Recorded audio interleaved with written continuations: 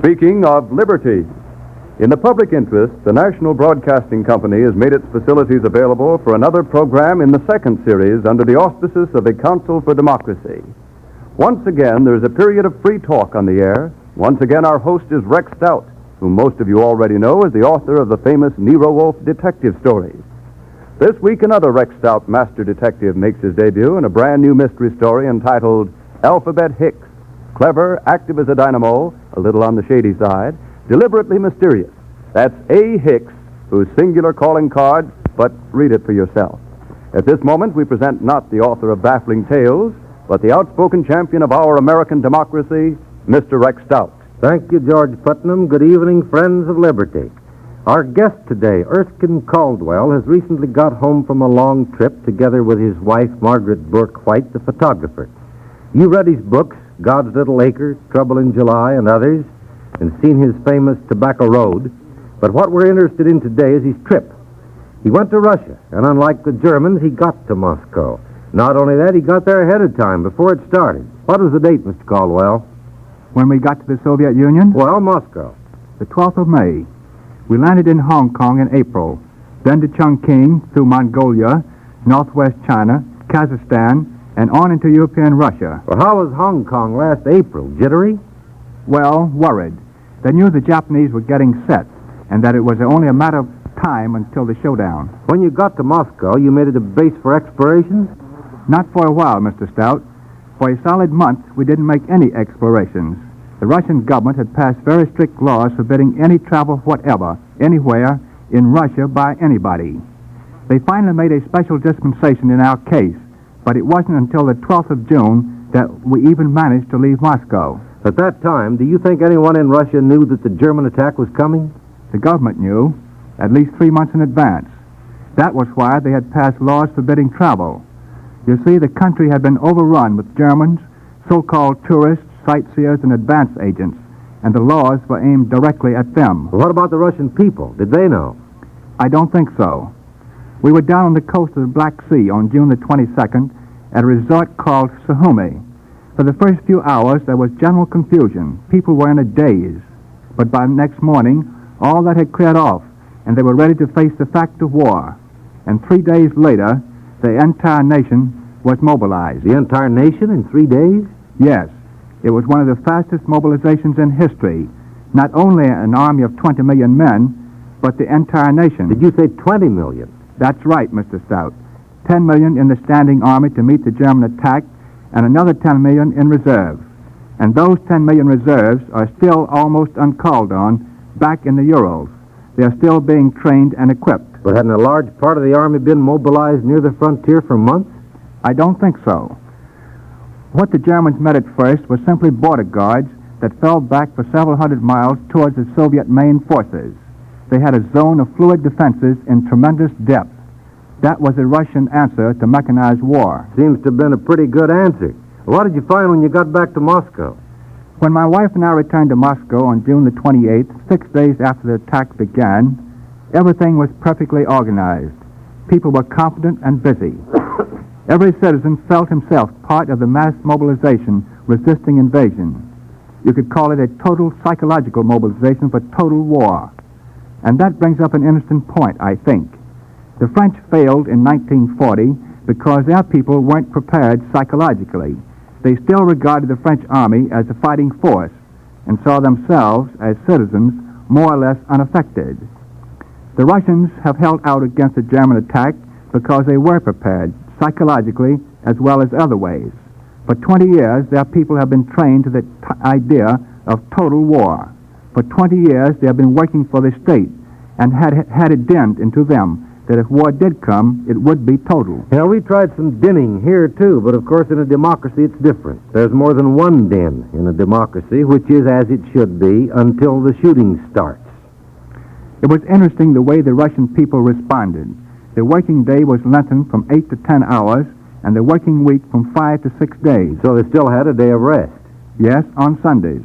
But almost immediately, people began donating that day of rest to the government without pay. It was done by groups.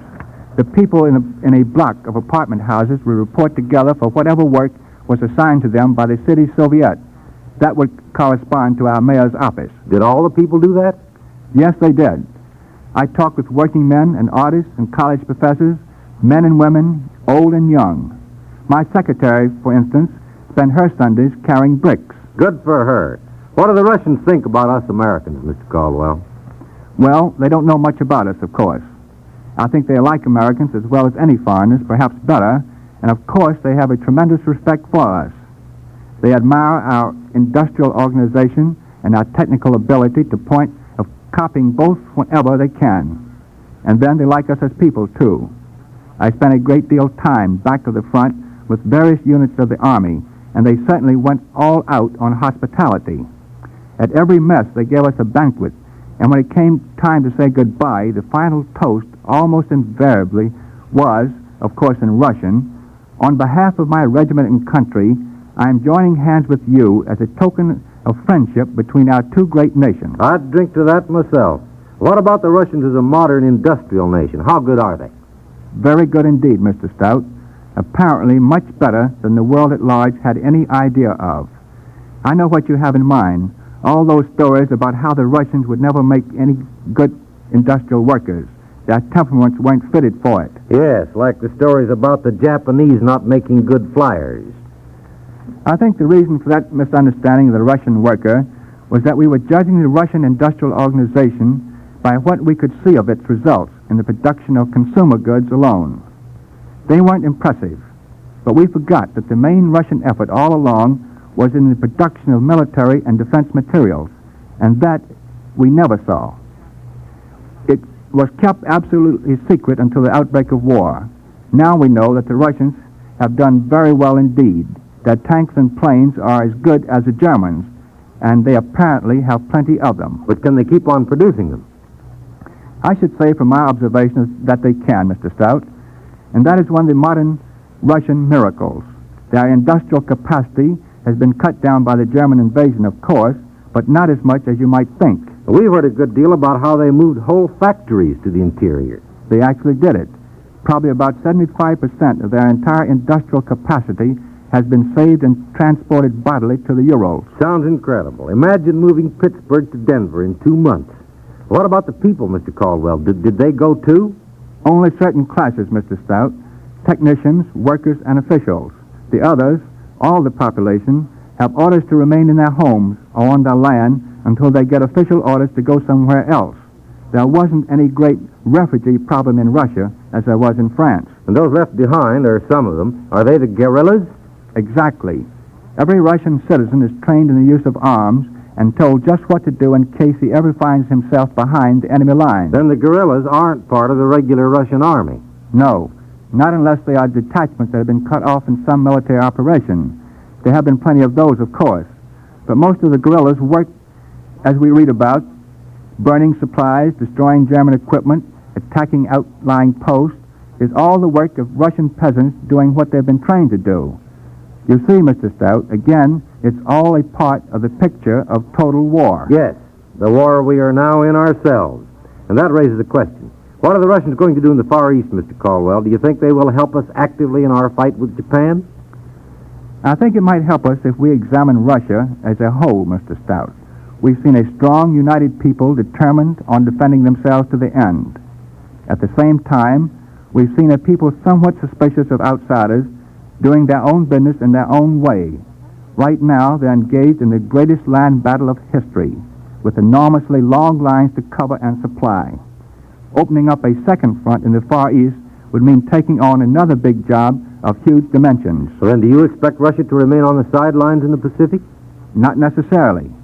Russia needs American supplies, and their Pacific port of Vladivostok may still be a very important port of entry.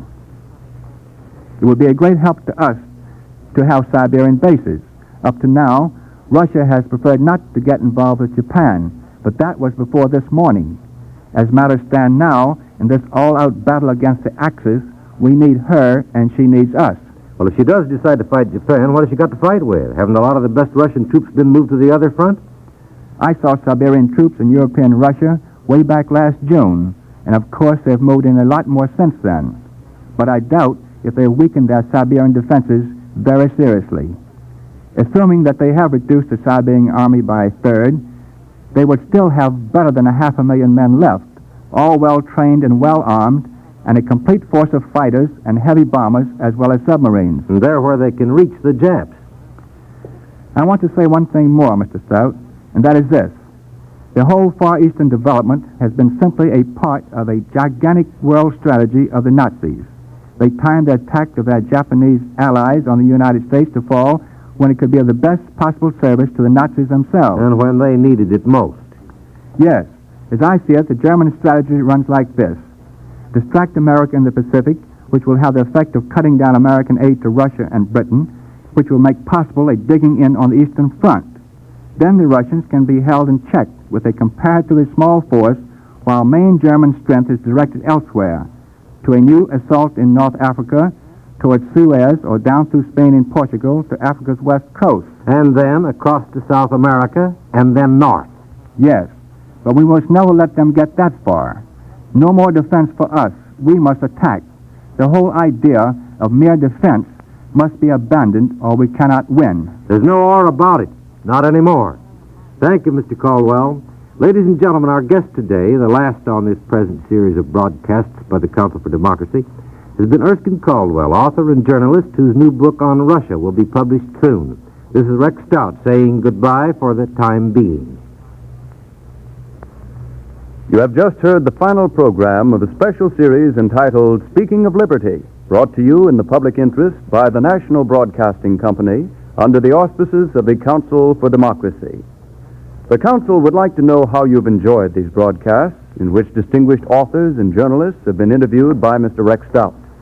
Please send your comments in a letter or a postcard to the Council for Democracy, 285 Madison Avenue, New York City. A copy of today's broadcast will be sent to anyone requesting it from that same address, Council for Democracy.